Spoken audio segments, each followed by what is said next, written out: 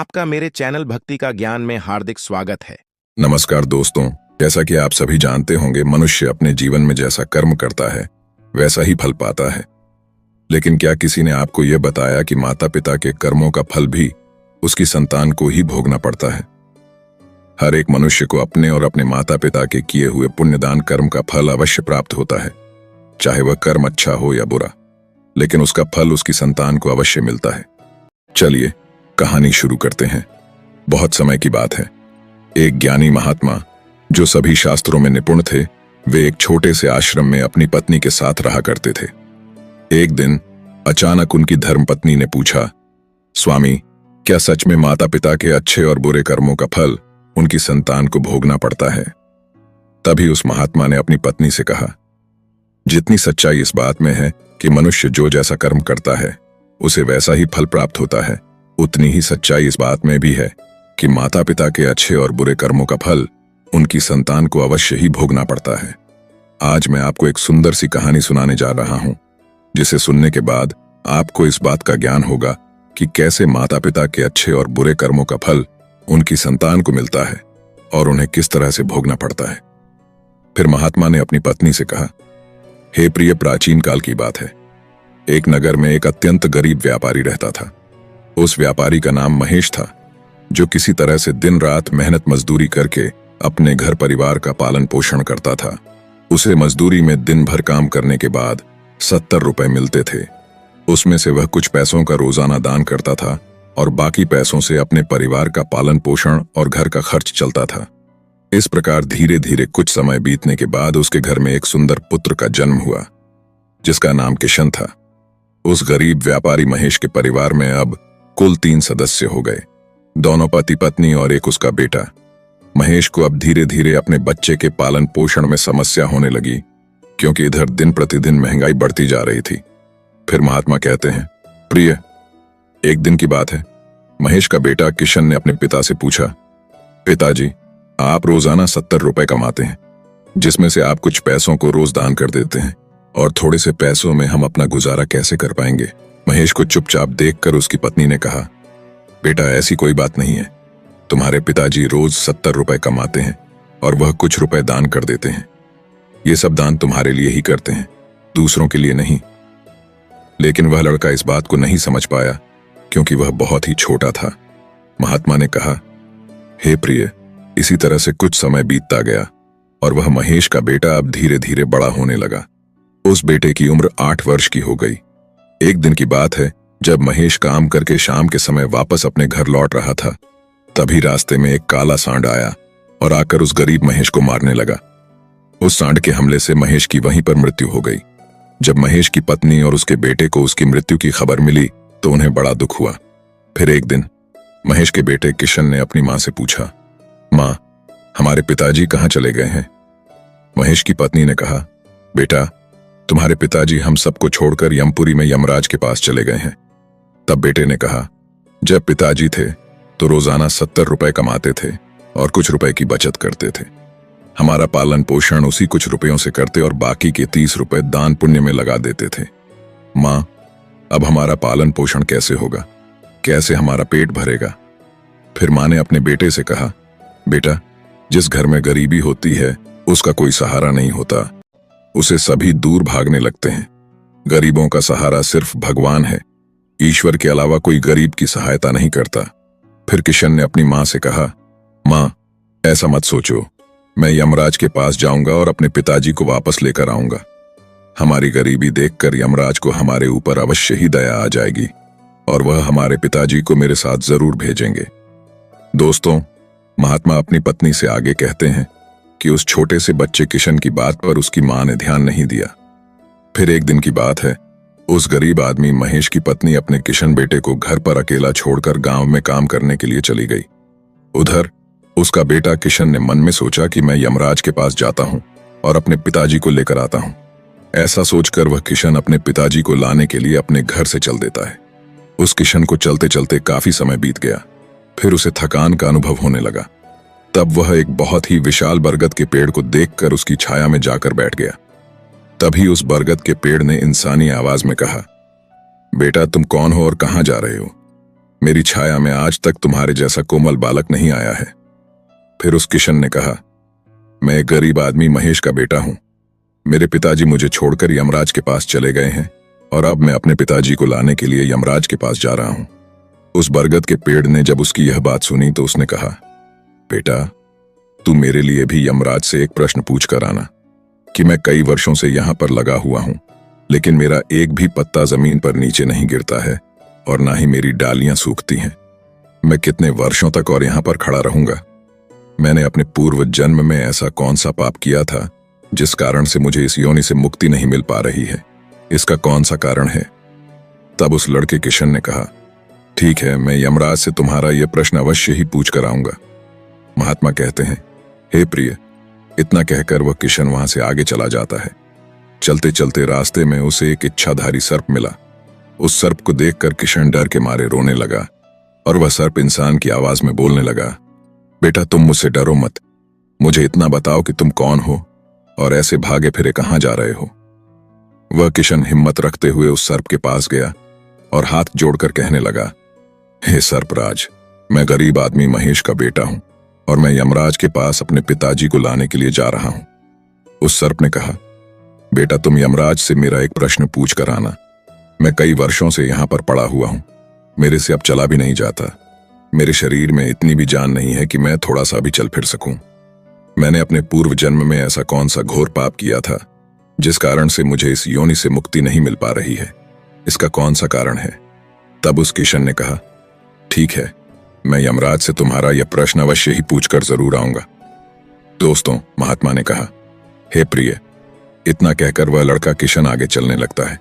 फिर चलते चलते थोड़ी दूर पर उसे रास्ते में एक किसान मिला। उस किसान ने कहा, बेटा, तुम कौन हो? कहां जा रहे हो? देखने में तो तुम बड़े ही बुद्धिमान लग रहे हो। फिर उस लड़के ने कहा, मैं एक गरीब आदमी महेश का बेटा हूं और मैं यमराज के पास अपने पिताजी को लाने के लिए जा रहा हूं। फिर उस किसान ने कहा, बेटा, तुम मेरा एक काम कर सकते हो। तुम यमराज के पास जाकर उनसे मेरा एक प्रश्न पूछ कर आना। मैं चलते हुए मुसाफिरों की प्यास बुझाने के लिए कई सालों से यहां पर एक कुआं खुदवा रहा हूं, लेकिन इसमें से पानी अभी तक क्यों नहीं निकला है? मैंने अपने पूर्व जन्म में ऐसा कौन सा अन्याय किया था जिस कारण से इस कुएं में अभी तक पानी नहीं निकला है? मैंने इसमें बहुत सारे पैसे भी खर्च कर दिए हैं और बहुत मेहनत की। आखिर इसका क्या कारण है जिससे कुएं में पानी नहीं निकल रहा? उस लड़के किशन ने कहा, ठीक है, मैं यमराज से तुम्हारा यह प्रश्न जरूर पूछ कर आऊंगा। दोस्तों, महात्मा ने कहा, हे प्रिय। इतना कहकर वह लड़का किशन वहां से आगे की ओर चलने लगा। चलते चलते रास्ते में उसे एक बहुत बड़ा तालाब मिला। फिर वह किशन तालाब के किनारे पर गया और पानी पीने लगा। तभी उस तालाब से तैरती हुई एक बतख आई और कहने लगी, बेटा, तुम तो बड़े कोमल स्वभाव के दिखते हो, लेकिन तुम इस वक्त कहां जा रहे हो? तब उस लड़के किशन ने कहा, मैं गरीब आदमी महेश का बेटा हूं और मैं यमराज के पास अपने पिताजी को लाने के लिए जा रहा हूं। दोस्तों, महात्मा ने कहा, हे प्रिय। उस लड़के की बात सुनकर उस बतख ने कहा, बेटा, तुम यमराज से मेरा एक प्रश्न पूछ कर आना। कई वर्षों से मैं इस तालाब में भटक रही हूं। मेरी 7 पीढ़ियां गुजर गई हैं, परंतु मैं अभी तक इसी तालाब में रह रही हूं। मैंने अपने पूर्व जन्म में ऐसा कौन सा पाप किया था जिसके कारण मुझे इस योनि से मुक्ति नहीं मिल पा रही है? इसका क्या कारण है? तब उस किशन ने कहा, ठीक है बतख, मैं यमराज से तुम्हारा यह प्रश्न जरूर पूछ कर आऊंगा। इतना कहकर वह लड़का वहां से आगे की तरफ बढ़ने लगा। चलते चलते वह तालाब के दूसरे किनारे पर पहुंच गया। दूसरे किनारे पर जब वह पहुंचा तो उसने देखा कि एक मरा हुआ बगुला वहां पर पड़ा हुआ था। जब वह लड़का किशन उस मरे हुए बगुले को लांग कर आगे बढ़ा तो वह मरा हुआ बगुला बोलता है, बेटा, तुम कौन हो? कहां रहते हो और कहां जा रहे हो? उस किशन ने उसकी आवाज सुनकर कहा, मैं एक गरीब आदमी महेश का बेटा हूं और मैं यमराज के पास अपने पिताजी को लाने के लिए जा रहा हूं। उस बगुले ने कहा, तुम यमराज से मेरा एक प्रश्न पूछ कर आना। मेरा शरीर कई वर्षों से इस तालाब के किनारे पर ही पड़ा हुआ है। कभी पानी की लहर आती है तो मेरा शरीर तालाब के अंदर चला जाता है और पानी की लहर से वापस बाहर निकलकर किनारे पर आ जाता है। ना तो मेरा शरीर गलता है और ना ही सड़ता है। इतने सालों से जैसे का तैसा ही है। मैंने अपने पूर्व जन्म में ऐसा कौन सा पाप कर्म किया था जिसके कारण मुझे इस शरीर से मुक्ति नहीं मिल पा रही है, और इसका क्या कारण है? उस किशन ने कहा, ठीक है बतख, मैं यमपुरी में जाकर यमराज से तुम्हारा यह प्रश्न अवश्य ही पूछ कर आऊंगा। महात्मा ने कहते हुए कहा, हे प्रिय। इतना कहकर वह लड़का किशन वहां से चलने लगा और वहां से चलते चलते यमपुरी में पहुंच गया। वहां पहुंचकर यमराज के चरणों में प्रणाम किया और हाथ जोड़कर कहने लगा, हे यमराज जी, मेरे पिताजी कहां पर हैं? मैं अपने पिताजी को यहां से लेने के लिए आया हूं, क्योंकि जब मेरे पिताजी घर पर थे तो वह प्रतिदिन 70 रुपए कमाते थे, जिसमें से 30 रुपए तो दान कर देते थे और कुछ रुपयों में से हम लोगों का पालन पोषण करते थे। लेकिन अब मेरे पिताजी घर पर नहीं रहते। उन्हें आपने अपने पास बुला लिया है, तो मैं और मेरी मां भूखे मर रहे हैं। आप उन्हें जल्दी से मेरे साथ हमारे घर पर भेज दीजिए। दोस्तों, महात्मा अपनी धर्मपत्नी से कहा, हे प्रिय। फिर यमराज ने उस किशन की बात को सुनकर कहा, ठीक है, मैं तुम्हारे पिताजी को घर पर भेज दूंगा। पहले तुम यहां पर शांत मन होकर बैठो। यमराज ने उस लड़के किशन को अपने पास में बिठाया और उसको अच्छे से भरपेट भोजन कराया। भोजन कराने के बाद पूछा, हे वत्स, तुम्हें और क्या चाहिए? फिर उस किशन को रास्ते में जो भी मिले थे उनके प्रश्न यमराज जी से पूछे। यमराज ने उन सभी के प्रश्नों का उत्तर दिया और कहा, बेटा किशन, तुम जाते समय उन सबको उनके उत्तर अवश्य ही बताना। फिर यमराज ने कहा, बेटा किशन, तुम अपने घर पर जाओ। तुम्हारी मां तुम्हें ढूंढकर परेशान हो रही होगी और वह तुम्हारा इंतजार कर रही है। तुम्हारे पिताजी तुम्हारे घर जल्द ही पर पहुंच जाएंगे। फिर वह लड़का किशन यमराज जी को प्रणाम करके वहां से वापस अपने घर के लिए चलने लगा। चलते चलते रास्ते में सबसे पहले उस किशन को वहीं मरा हुआ बगुला मिला, जो तालाब के किनारे पर पड़ा हुआ था। उस लड़के को देखकर वह मरा हुआ बगुला कहने लगा, बेटा किशन, क्या तुमने यमराज से मेरा प्रश्न पूछा था? तब उस किशन ने कहा, हां बगुला, मैंने यमराज से तुम्हारा प्रश्न पूछा था। यमराज ने कहा कि तुम पहले बहुत बड़े विद्वान और ज्ञानी थे, परंतु तुमने किसी को भी अपना ज्ञान नहीं बताया। अब मर गए हो, वह ज्ञान तुम्हारे अंदर ही अंदर कचोट रहा है।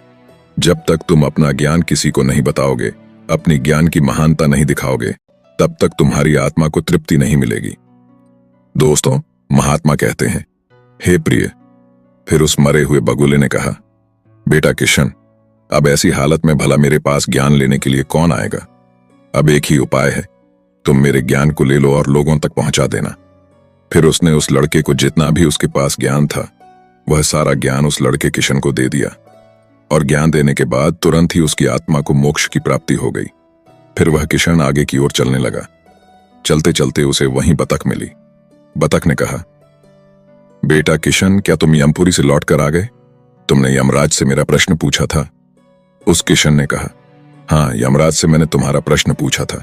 उन्होंने कहा कि तुम्हारे अंदर पिछले जन्म में बहुत सारा अमृत भरा हुआ है। जब तक तुम इस अमृत को किसी को नहीं दोगी, तब तक तुम ऐसे ही व्याकुल तड़पती रहोगी। बतख ने कहा, बेटा किशन, अब कौन आएगा मेरा अमृत लेने के लिए? इसलिए तुम ही मेरा अमृत ले लो। फिर बतख ने अपना अमृत उस किशन को दे दिया, और बतख ने जैसे ही किशन को अमृत दिया, वैसे ही उस बतख की आत्मा को मोक्ष की प्राप्ति हो गई। इसी तरह से वह लड़का किशन वहां से आगे बढ़ा। कुछ दूर चलते चलते रास्ते में उसे वही किसान मिला जो मुसाफिरों के लिए कई सालों से कुआं खुदवा रहा था। उस किसान ने जैसे ही उस किशन को देखा तो बड़े प्रेम से उदास मन लिए हाथ जोड़कर किशन से कहने लगा, बेटा, क्या तुमने यमराज से मेरा प्रश्न पूछा था या नहीं? उस किशन ने कहा, हाँ, पूछा था। यमराज ने कहा कि आपके घर में एक जवान कन्याकुमारी बैठी हुई है। जब तक आप उस लड़की का विवाह नहीं करोगे और कन्यादान नहीं करोगे, तब तक कुएं से पानी नहीं निकलेगा। पहले जो तुम्हारा कर्तव्य है, कर्म है, उसे पूरा कर लो। जो ईश्वर ने तुमको जिम्मेदारी सौंपी है, उस पर ध्यान दो। पहले आप कन्यादान करो, उसके बाद इस कुएं को खुदवाना। फिर उस किसान ने कहा, बेटा किशन, मैं अपनी लड़की के लिए लड़का कहां ढूंढने के लिए जाऊंगा? तुम मुझे बहुत ही सीधे साधे स्वभाव के बालक दिख रहे हो, इसलिए बेटा, मैं चाहता हूं कि तुम ही मेरी लड़की से विवाह कर लो।